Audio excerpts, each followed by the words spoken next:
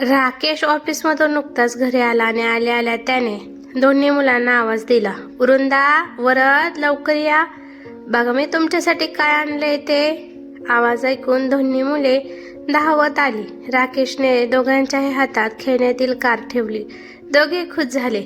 दोघांनीही राकेशला एक एक गोड पापा देऊन थँक्यू म्हटलं आणि दोघेही नवीन कार घेऊन खेळू लागले. दोघांनाही खेळताना पाहून राकेश खूप खुश झाला, पण भाग्यश्री मात्र हे सगळं पाहून किचनमध्ये धुसफूस करू लागली. मुलांच्या बाललीलामध्ये गुंग झालेल्या राकेशला तिची नाराजी लक्षात आली नाही. मग थोड्या वेळाने ती स्वतः चहाचा कप घेऊन बाहेर आली आणि त्याला चहा देत म्हणाली, आजकाल खूप पैसा होतो चाललाय ना. तिचे कोड्यात बोलणे न समजल्याने राकेशने तिला विचारले, म्हणजे मला कळले नाही, तुला काय म्हणायचे आहे ते जरा स्पष्ट सांगतेस का? आजकाल पैशाची जी उधळ लावली ना तुम्ही, त्याबद्दल बोलत आहे. भाग्यश्री रागातच बोलली, पैशाची उधळण आणि मी? अगं तू काय बोलतेस ते तुला तरी कळतंय का? हो, सगळं काही कळतंय मला. मी मागच्या वेळेला म्हटले होते की मला सोन्याचा नेकलेस हवाय, तर काय म्हणाला होतात, पैसे नाहीत, कुठून देऊ? आणि आज बरे बहिणीच्या मुलावर उधळायला पैसे आहेत तुमच्याकडे. बहिणीच्या मुलावर उधळायला म्हणजे? अगं किती लहान आहे तो, फक्त 2.5 वर्षाचा. आपल्या वृंदेपेक्षा सुद्धा 4 महिन्यांनी लहान आहे तो, आणि मी त्याच्यावर असे किती पैसे उधळलेत. हल्ली रोज रोज सुरू आहे ना तुमचं. कधी महागातले चॉकलेट आण तर कधी खेळणे आण. मला काय दिसत नाही का? भाग्यश्री म्हणाली, अगं फक्त त्याच्यासाठी आणतो का? वृंदासाठी सुद्धा आणतोय ना. राकेशने उत्तर दिले, वृंदासाठी खर्च करणे तुमचे कर्तव्यच आहे. ती मुलगी आहे ना तुमची. पण वरद कुठे आहे? आपला घरचा मुलगा आहे, त्याच्यासाठी त्याचे वडील आणत बसतील. आपण कशाला आपल्या मुलीच्या वाटणीचे त्याला देत बसायचे? भाग्यश्री म्हणाली, अगं तू काय बोलत आहेस ते तुला तरी कळतंय का? एवढ्या लहान मुलाबद्दल असे बोलताना तुला काहीच वाटत नाही का? मोहना आधीच खूप स्वाभिमानी आहे. तिने आजवर माझ्याकडून कधीच कसली अपेक्षा केली नाही, आणि तिचा नवरा किती नीच माणूस आहे हे तुला सुद्धा माहीत आहे. तरीही तो मोहनासाठी काही करेल असे तुला वाटते का? राकेश रागाने म्हणाला, त्यांचं ते पाहत बसतील. आणि संसार म्हटलं की अशा छोट्या मोठ्या कुरबुरी चालणारच. मग काय असे नवऱ्याचे घर सोडून माहेर येऊन बसायचे का? भाग्यश्री म्हणाली, छोट्या मोठ्या कुरबुरी? अगं त्याचं पहिलं लग्न आणि मूल लपवून ठेवून त्याने मोहनाशी लग्न केलं, आणि इतकं सगळं समोर आल्यावर सुद्धा तिने त्याच्याजवळ राहावं असं वाटतंय का तुला? राकेशने आश्चर्याने विचारले. पण तो म्हणतोय ना, तो दोन्ही बायकांना वावगायला तयार आहे म्हणून, आणि घरचा सुद्धा चांगला श्रीमंत आहे. मग काय आहे? भाग्यश्री म्हणाली. भाग्यश्रीचे बोलणे ऐकून राकेशचा राग अनावर झाला. तो रागाने थरथरत जागेवरून उठला आणि मोठ्याने भाग्यश्रीला म्हणाला, तू स्वतः एक स्त्री असून दुसऱ्या स्त्रीबद्दल असा विचार करत आहेस, याची खरं तर तुला लाज वाटायला हवी. पण तरीही तू मोठ्या धीटपणे माझ्यासमोर हे बोलून दाखवते आहेस, तेही काय सख्ख्या बहिणीबद्दल? यानंतर जर असा विचार जरी मनात आणलास तर याद राख, असे म्हणून राकेश रागातच तेथून निघून गेला. भाग्यश्री मात्र रागाने धुसफुसत खोलीत निघून गेली. राकेश आजवर कधीच तिच्याशी मोठ्या आवाजात बोलला नव्हता, पण आज तर चक्क धमकी देऊन गेला होता. मोहना आल्यापासून राकेश आपल्याशी असा वागायला लागला आहे अशी भाग्यश्रीची ठाम समजूत झाली, आणि मनातील मोहनाबद्दलचा राग अधिकच वाढला. मोहना भाग्यश्रीची एकुलती एक नणंद, राकेशची लहान बहीण, घरात सगळ्यांचीच लाडकी. तिचे शिक्षण पूर्ण झाले आणि घरच्यांना तिच्या लग्नाचे वेध लागले. 2-4 स्थळे पाहून अरविंदचे स्थळ त्यांना पसंत पडले. चांगली नोकरी होती, चांगलं घर होतं, आई वडिलांचा एकुलते एक मुलगा होता अरविंद, शिवाय त्याच शहरात स्थायिक होता. त्यामुळे सगळ्यांना हे स्थळ मोहनासाठी साजेसे वाटले, आणि लवकरच चांगला मुहूर्त पाहून दोघांचे लग्न झाले. लग्न झाल्यावर काही दिवस सगळं काही छान सुरू होतं. लग्नानंतर अरविंदच्या काही गोष्टी मोहनाला खटकायच्या, पण तरीही त्या दुर्लक्षित करून ती छानपैकी संसार करत होती. घरच्यांना सुद्धा लेकीला चांगला संसार करताना पाहून समाधान वाटायचे. लवकरच मोहनाला बाळाची चाहूल लागली. तिकडे राकेशची बायको सुद्धा प्रेग्नेंट होती. घरी 2 नातवंड येणार म्हणून घरचे खूप आनंदात होते. लवकरच भाग्यश्रीने एका गोड मुलीला जन्म दिला. तिचे नाव लाडाने वृंदा ठेवण्यात आले, आणि मोहनाच्या बाळाची वाट पाहणे सुरू झाले. लवकरच मोहना बाळंतपणासाठी माहेरी येणार होती. अशातच एके दिवशी अचानक राकेशला मोहनाचा फोन आला आणि तिने तातडीने त्याला तिच्या घरी बोलावले.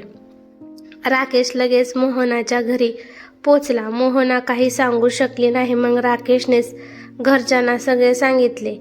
त्याने सांगितले की अरविंदचे मोहनाशी लग्न होण्याच्या आधी सुद्धा एक लग्न झाले आहे. त्याने त्याच्या कॉलेजमध्ये शिकणाऱ्या एका मुलीशी बरेच आधी लग्न केले होते आणि त्यांना एक 3 वर्षाचा मुलगा सुद्धा होता. हे सत्य अरविंदच्या आईबाबांना सुद्धा माहिती होते. त्यांचा अरविंदच्या लग्नाला विरोध होता कारण त्याची बायको दुसऱ्या जातीची होती. म्हणून अरविंदने कधी तिला घरी आणलेच नाही.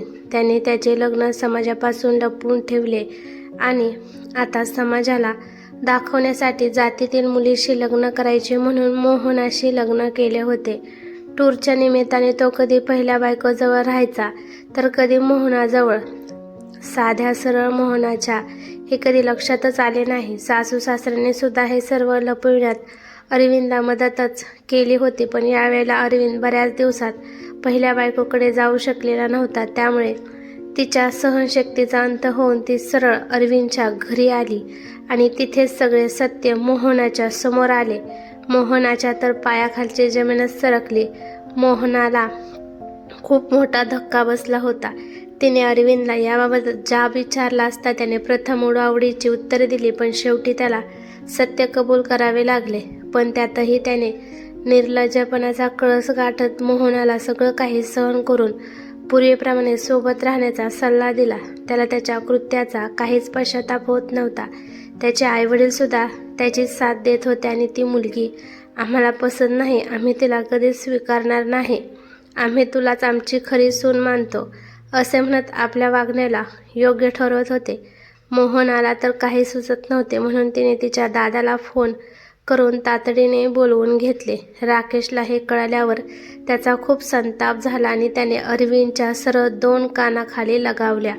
त्यानंतर मोहनाला घेऊन घरी निघून आला.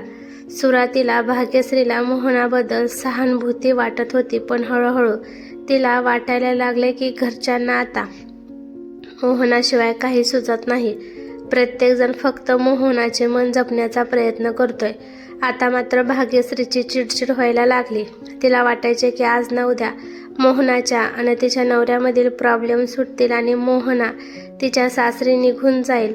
मोहनाला बाळ झाल्यावर का होईना पण त्यांचे मतभेद संपतील आणि बाळासाठी का होईना मोहना अरविंदच्या चुकांना पाठीशी घालून त्याच्या घरी राहायला जाईल. पण हळूहळू भाग्यश्रीच्या लक्षात आले की मोहना आता बहुधा कधीच सासरी जाणार नाही. घरचे सुद्धा तिला पाठवायच्या मनस्थितीत नव्हते. म्हणूनच तर मोहनाला मुलगा झाल्यावर जेव्हा तिच्या सासू सासऱ्यांनी तिच्या माहेरच्यांना सांगितले की आता झाले गेले विसरून निदान लहान मुलासाठी तरी तिला परत नांदवायला पाठवा, तेव्हा आम्ही अरविंदने केलेल्या फसवणुकीसाठी त्याला कधीच माफ करू शकत नाही असे स्पष्ट सांगितले होते तिने. मोहनाचे दुःख सगळे जाणून होते. आधीच लाडाची लेक आणि त्यातच एवढ्या लहान वयात एवढे मोठे दुःख पदरात आले. त्यामुळे घरातले तिचं मन राखायला प्रयत्न करायचे. त्यातच राकेश तिला हवे नको ते विचारायचा. राकेश स्वतःच्या मुलीसाठी जे करायचा ते सगळेच तो मोहनाच्या मुलासाठी सुद्धा करायचा. जे खेळणे वृंदासाठी यायचे तेच वरदसाठी सुद्धा यायचे आणि तेच भाग्यश्रीला आवडायचे नाही. तिला वाटायचे की वरद तिच्या मुलीच्या वाटणीचे घेतोय. वरदमुळे वृंदाचा हक्क डावलला जातोय. त्यामुळे आता ती मोहनासोबतच वरदचा सुद्धा राग करायला लागली होती. बघता बघता वरद मोठा व्हायला लागला आणि तो 2 वर्षाचा झाल्यावर मोहनाने नोकरी करण्याचा निर्णय घेतला. वरदला दिवसभर घरी सोडून जाताना मोहनाचा जीव खालीवर व्हायचा. पण घरी सर्वांसोबत वरद छान रुळला होता. त्यामुळे त्याची काही फारशी काळजी करण्याची गरज नव्हती. म्हणून मोहना आता वरदला आईवडिलांकडे सोडून नोकरीवर जायला लागली होती. तरी पण राकेशचे वृंदा आणि वरदसाठी सारख्याच वस्तू आणणे भाग्यश्रीला खूप खटकायचे. अशातच वरदचा वाढदिवस आला आणि राकेशने त्या दिवशी ऑफिसमध्ये सुट्टी टाकून घरी छान डेकोरेशन केले. वरदच्या वाढदिवसाची जय्यत तयारी केली आणि वाढदिवस अगदी थाटात साजरा केला. हे सर्व पाहून भाग्यश्री मनातून चरफडली. पुन्हा तिच्या डोक्यात विचार यायला लागले की राकेश वृंदाच्या वाटचे पैसे वरदवर खर्च करतोय. पण ती सर्वांसमोर काहीही न बोलता गप्प बसली. पण तेव्हा तिच्या रागाचा उद्रेक झाला जेव्हा राकेशने वरच्या वाढदिवसाला गिफ्ट म्हणून सोन्याचे पेंडल आणलेले पाहिले. ते पाहून भाग्यश्री ताडताड तिच्या रूममध्ये रागातच निघून गेली. तिच्या वागण्याने सर्वांना आश्चर्य वाटले होते. राकेश सुद्धा तिच्या मागूनच खोलीत आला आणि भाग्यश्रीला म्हणाला, अगं बाहेर सगळे थांबलेले आहेत, पाहुणे सुद्धा आहेत आणि तू त्यांच्यासमोर अशी रागात उठून आलीस. मोहना आणि आईबाबांना काय वाटले असेल हे ऐकून भाग्यश्री आणखीनच रागाने म्हणाली, तुम्हाला अजूनही तुमच्या बहिणीचीच काळजी आहे. माझा आणि माझ्या मुलीचा जराही विचार केला नाही तुम्ही. असे वागताना म्हणजे असा काय चुकीचा वागलोय मी? राकेशने प्रश्न केला. असे हजारो रुपये तुमच्या बहिणीच्या मुलावर उधळले तर आम्हा मायलिकींना पुढे रस्त्यावर आणाल तुम्ही. वाढदिवस साजरा केला तर ठीक होतं, पण त्याला सोन्याचं पेंडल द्यायची काय गरज होती? भाग्यश्री रागातच म्हणाली, तू काय बोलतेस ते तुला तरी कळतंय का? माझ्यासाठी जशी वृंदा तसाच वरद. आणि वृंदाचा वाढदिवस सुद्धा इतक्याच थाटात झाला होता आणि तिच्यासाठी सुद्धा मी सोन्याचं पेंडल आणलं होतं ना. राकेश म्हणाला, तुम्ही वृंदाची आणि वरदची बरोबरी कशी करू शकता? वृंदा आपली सख्खी मुलगी आहे अन वरद दुसऱ्यांचा मुलगा. त्याला अन त्याच्या आईला आपण घरी आश्रय देतोय हाच आपल्या मनाचा मोठेपणा आहे. पण त्याच्यावर असा पैसा उधळणे बरोबर आहे का? त्यांचं बघायला आणि त्याला गिफ्ट द्यायला त्याचा बाप आहे ना, त्याचं ते पाहत बसतील. मी तर म्हणते तुम्ही मोहनाला सांगून टाका की जा बाई कदाची तुझ्या घरी अन कर आम्हाला मोकळं, नाहीतर नवरा तयार आहे ना 2 बायकांना वागवायला. भाग्यश्री रागात भडाभडा बोलून बसली. आता मात्र राकेशला भाग्यश्रीचा खूप राग आला. तो रागातच तिला म्हणाला, माझी बहीण इथून कुठेच जाणार नाही. हे तिचं हक्काचं घर आहे. माझ्या वडिलांनी बांधलंय हे घर, त्यामुळे हे घर जितकं माझं आहे तितकंच मोहनाचं सुद्धा आहे. इथून पुढे असा विचार देखील मनात आणला ना तर माझ्यापेक्षा वाईट कोणी नाही. अच्छा, या घरावर तुमच्या बहिणीचा पण अधिकार आहे, तर मग माझा अधिकार कुठे आहे? माझ्या मुलीचा अधिकार कुठे आहे? ते काही नाही. मी निक्षून सांगते, या घरात एकतर मोहना राहील किंवा मी. तुम्ही आजच तिला सांगा तिच्या नवऱ्याच्या घरी नांदायला जा म्हणून, नाहीतर मी माहेरी निघून जाईन. भाग्यश्री रागारागात बोलून बसली. जा निघ, नाहीतर तुझे माझ्या बहिणीबाबत असलेले विचार ऐकून मला सुद्धा तुझ्यासोबत राहणे कठीण आहे. राकेश सुद्धा रागाने म्हणाला. मग काय? भाग्यश्रीने तडक बॅग भरले आणि माहेरी फोन करून तिच्या भावाला बोलवून घेतले व वरदच्या वाढदिवसाच्या मधूनच वृंदाला घेऊन माहेरी निघून गेली. लहानगी वृंदा भाग्यश्री सोबत जायला अजिबातच तयार होत नव्हती, तरी सुद्धा भाग्यश्री तिला जबरदस्तीने सोबत घेऊन गेले. वरदच्या वाढदिवसाचा पार बेरंग झाला होता. घरचे सगळेच काळजीत पडले होते. आपल्यामुळे वहिनी घर सोडून गेल्याने मोहनाच्या मनात अपराधीपणाची भावना दाटून आली होती. नशिबाने आपल्याला लाचार करून ठेवल्याचे तिला अतिव वाईट वाटले. राकेशचे आईबाबा सुद्धा काळजीत होते, पण राकेशला मात्र तिच्या घर सोडून जाण्याचे अजिबात वाईट वाटत नव्हते. मुळात तिच्या वागण्याने तो खूप जास्त दुखावला गेला होता. एका लहान मुलाचा भाग्यश्रीने इतका जास्त तिरस्कार करेल हे त्याने कधी ध्यानीमनी आणले नव्हते. इतके दिवस ती वरदचा रागराग करायची हे कळाल्याने त्याचा संताप अनावर झाला होता. तिकडे भाग्यश्री माहेरी गेल्यावर तिने सगळ्यांना तिची बाजू पटवून सांगितली. माहेरच्यांनी सुद्धा तिला सहानुभूती दाखवली. तिची आई तर म्हणाली की आम्ही तुझ्या बाजूने भक्कमपणे उभे आहोत. सगळेच मोहनाच्या विरुद्ध बोलत होते. ती कशी माहेरी येऊन भाग्यश्रीच्या संसारात ढवळाढवळ करत आहे, भाग्यश्रीच्या आणि तिच्या मुलीच्या हिश्श्याचे स्वतःसाठी जमा करत आहे याचे आवेशात वर्णन करत होते. पण या सर्वात तिची वहिनी सारिका मात्र गप्प बसून होती. तिकडे राकेशच्या आईबाबांनी आणि मोहनाने राकेशला समजावण्याचा प्रयत्न केला की भाग्यश्रीला समजावून घरी घेऊन ये म्हणून, पण राकेशच्या मनातील राग अजून कमी झाला नव्हता. मुळात भाग्यश्रीच्या मनात एवढं काही सुरू असताना आपल्याला अधिका कळले नाही याचे त्याला नवल वाटत होते. तिकडे भाग्यश्रीला माहेरी सहानुभूती मिळत होती. नवऱ्याने भाग्यश्रीसोबत असे करायला नको होते असे म्हणत सगळे तिच्या बाजूने बोलत मोहनाला दूषण देत होते. राकेश एक दिवस नागाचं तेल आणि तुझी माफी मागेल असे सांगून समजूत काढत होते. भाग्यश्री सुद्धा स्वतःला जरा जास्त पीडित समजून या सहानुभूतीचा चांगलाच फायदा घेत होती. सतत स्वतःच्या रूममध्ये तासनतास बसून राहणे, लहानग्या वृंदाला घरातील इतर सदस्यांच्या भरवशावर सोडून नेहमी आपल्याच भावविश्वात रमून राहणे, सतत आपल्यावर किती अन्याय झालाय ह्यावर बोलणे आणि बसल्या बसल्या रूममधून तिच्या वहिनीला ऑर्डर सोडणे, फक्त एवढ्यातच तिचा दिवस निघून जायचा. इकडे भाग्यश्री काही स्वतःहून तिच्या सासरी जायचे नाव घेत नव्हते आणि राकेश तिला परत आणायला पुढाकार घेत नव्हता. पण भाग्यश्रीच्या दिनक्रमात मात्र यामुळे काहीच बदल होत नव्हता. सारिका गप्प राहून दिवसभर मुकाटपणे तिच्या ऑर्डर्स पूर्ण करायची. कधी भाग्यश्री म्हणायची की वहिनी मला हेच खायचे आहे आणि कधी म्हणायची की मला हेच हवे आहे. तेही सगळे तिला जागेवर लागायचे. आताच तिची वहिनी सुद्धा या सगळ्याला कंटाळली होती. पण लहानग्या वृंदाच्या अवतीभोवती बागडण्याने तिचा हा कंटाळा आपोआप दूर व्हायचा. भाग्यश्रीच्या वहिनीच्या लग्नाला 2 वर्ष झाले होते, पण अजून तिला बाळ नव्हते, म्हणून तिला वृंदाचा लळा लागला होता. एके दिवशी अचानक तिच्या वहिनीला तिच्या माहेरहून फोन आला आणि तिला कळले की तिच्या वडिलांची तब्येत बरी नाही. ते हॉस्पिटलमध्ये ॲडमिट होते. अशातच ते सारखे सारखे सारिकाचे नाव घ्यायचे, म्हणून मग घरच्यांनी सारिकाला तातडीने बोलावणे पाठवले होते. सारिकाने सासरी सगळ्यांना आपल्या वडिलांच्या तब्येतीची कल्पना दिली आणि आपल्याला लगेच माहेरी जाणे गरजेचे आहे हे सांगितले.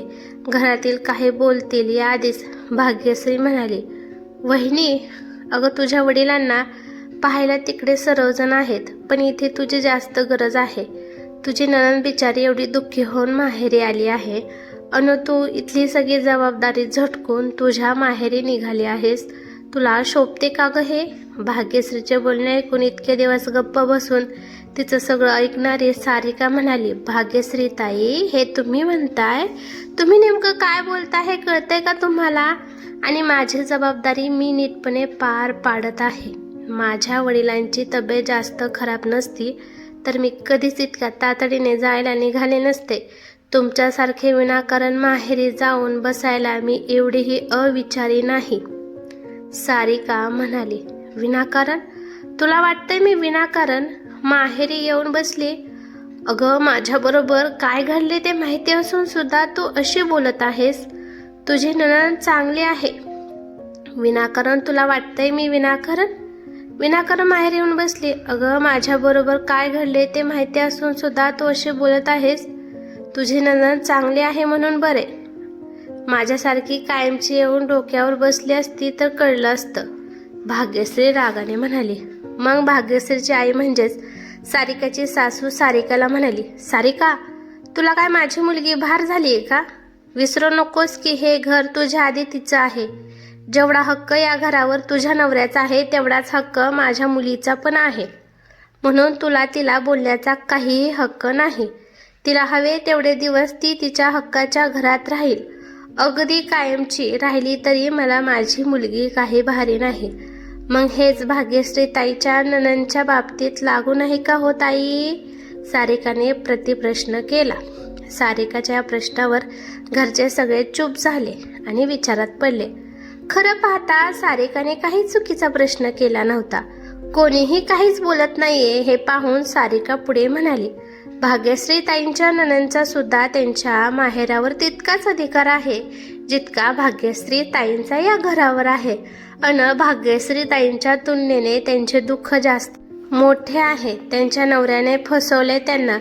मग अशा परिस्थितीत त्या स्वतःच्या माहेरचा आधार नाही घेणार तर कुठला घेणार? पण अशा परिस्थितीत तुम्ही त्यांना साथ द्यायची सोडून त्यांचा तिरस्कार केलात. इतकंच नाही तर त्यांच्या लहानग्या मुलाचा सुद्धा राग केलात. एकदम क्षुल्लक कारणावरून वाद घालत घर सोडून निघून आलात. तसे पाहता तुम्हाला तिथे अजिबात त्रास नव्हता हे तुम्हाला माहिती आहे. पण नणंद तुम्हाला नजरेसमोर नको होती किंवा त्या घरात तिचा वाटा तुम्हाला मान्य नव्हता. मग हे सगळं तुमच्या बाबतीत घडत असेल तर तुम्ही वाईट का वाटून घेताय? सारिका म्हणाली, तुझ्या नणंदला इतकं सुनवायची तुझी हिंमत कशी झाली? तेही माझ्यासमोर? अगं हिची नणंद हिच्याशी कशी वागते ते तुला माहिती तर आहे का?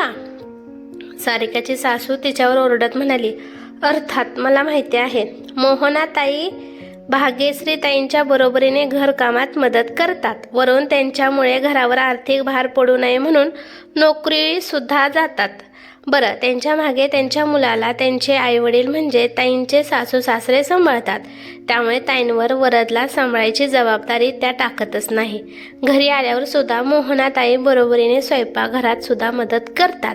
भाग्यश्री ताईंना फक्त मोहनाताईंचा राग यामुळे येतो, कारण त्यांना वाटतं की त्यांनी तिथे राहू नये. आयुष्यात इतक्या कठीण काळातून चाललेली नणंद यांना त्यांच्या घरात राहिलेली चालत नाही, तर एका क्षुल्लक कारणासाठी माहेरी आलेल्या नंदेला मी तरी का म्हणून सहन करायचं. मला यावेळी सगळ्यात जास्त महत्त्वाची माझ्या वडिलांची तब्येत आहे आणि मी आता त्यांच्याजवळ असणं जास्त गरजेचं आहे. त्यामुळे मी आता निघते. एवढं बोलून सारिका तिच्या खोलीत बॅग भरायला निघून गेली. सारिका गेल्यावर तिच्या सासूबाई भाग्यश्री जवळ आल्या आणि म्हणाल्या, भाग्यश्री, तू काळजी नको करूस. तू इथे असताना मी या सारिकाला अजिबात माहेरी जाऊ देणार नाही. आताच तुझ्या भावाला फोन करते आणि हिचे नखरे सांगते, मग तोच येऊन सरळ करेल हिला. नाही आई, प्लीज असे काही करू नकोस. आधीच खूप चुका झाल्यात माझ्याकडून, आता आणखीन चुकाची भागीदारी नाही व्हायचं मला. वहिनीला जाऊ दे तिच्या वडिलांच्या भेटीला. भाग्यश्री खाली मान घालून म्हणाली, अगं हे काय बोलत आहेस तू? तुझं काही चुकलेलं नाही. आई भाग्यश्रीला म्हणाली, नाही आई, माझं खरंच खूप चुकलं ग. मी खरंच मोहनाशी असे वागायला नको होते. ती खरोखर खूप त्रासात आहे आणि मी तिच्या परिस्थितीला समजून न घेता कायम तिलाच दोषी म्हणत आली. मी खूप वाईट वागले ग तिच्याशी.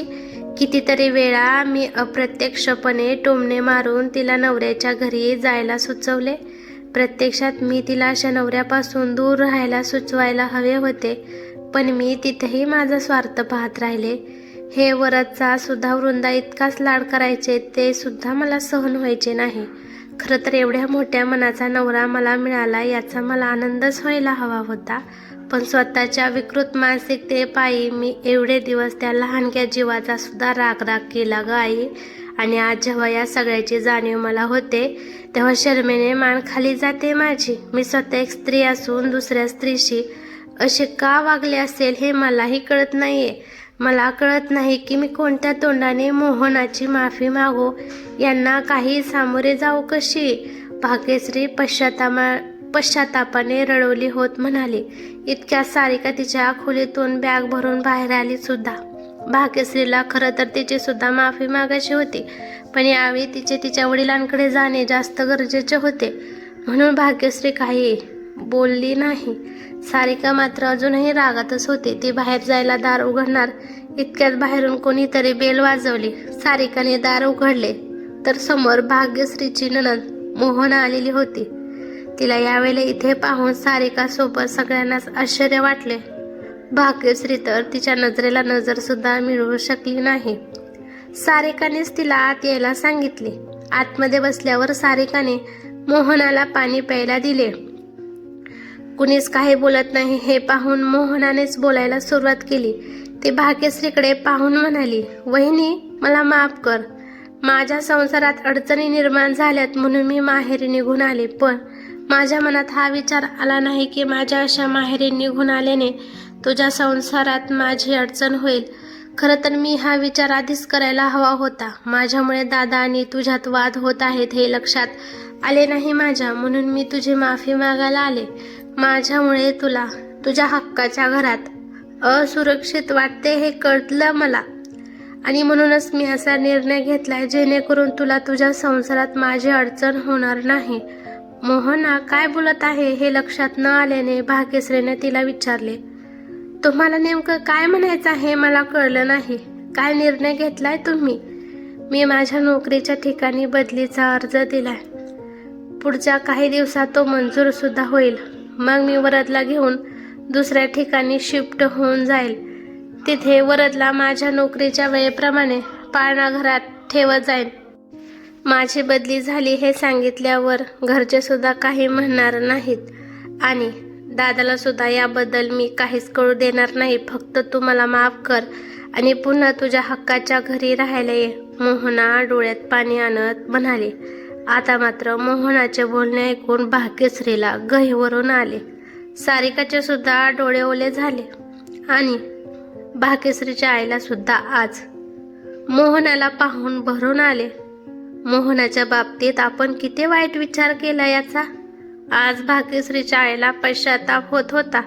त्या काही बोलणार इतक्यात भाग्यश्री म्हणाली, मोहना, तुला जर वाटत असेल की मी सगळं काही विसरून पुन्हा तिथे राहायला यावं तर माझी एक अट आहे.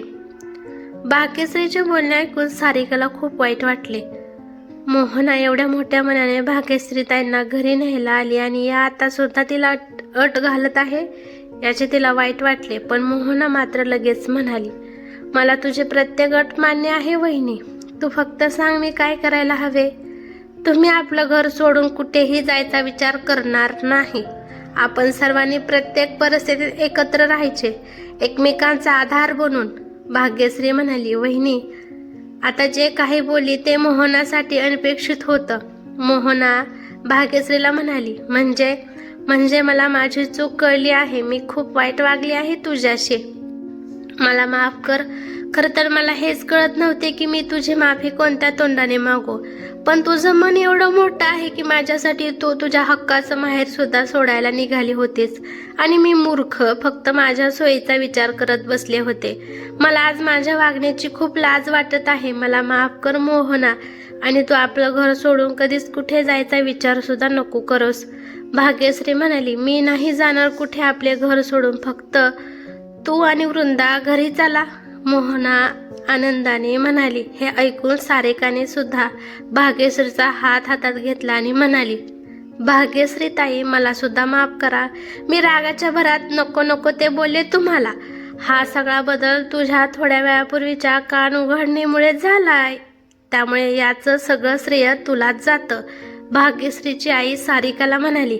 त्या सरशी त्या गंभीर वातावरणात थोड्या हशा पिकला आणि सगळ्यांच्या मनावरचे ओझे कमी झाले. भाग्यश्री आनंदाने त्याच दिवशी मोहनासोबत सासरी गेली आणि तिने सगळ्यांची माफी मागितली.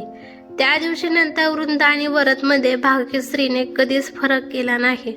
मोहन आणि भाग्यश्रीचे नाते आता इतके चांगले झाले आहे की त्यांना न ओळखणाऱ्या लोकांना या दोघी बहिणीच वाटतात. भाग्यश्रीच्या आईला सुद्धा आपल्या सुनेचा सारिकाचा अभिमान वाटतो, कारण आज तिच्यामुळेच भाग्यश्रीने आपली चूक दुरुस्त करून आपल्या सुखी संसाराची नव्याने सुरुवात केली होती. भाग्यश्रीतील हा बदल राकेशला सुद्धा आवडला होता आणि मोहना मनातील अपराधीपणाची भावना आता नष्ट झाली होती आणि ती नवीन आयुष्याची नव्याने सुरुवात करायला सज्ज झाली होती. ही कथा कशी वाटली ते मला कमेंट करून नक्की सांगा. कथा आवडली तर लाईक शेअर नक्की करा आणि नवीन असाल तर सबस्क्राईब करा. धन्यवाद.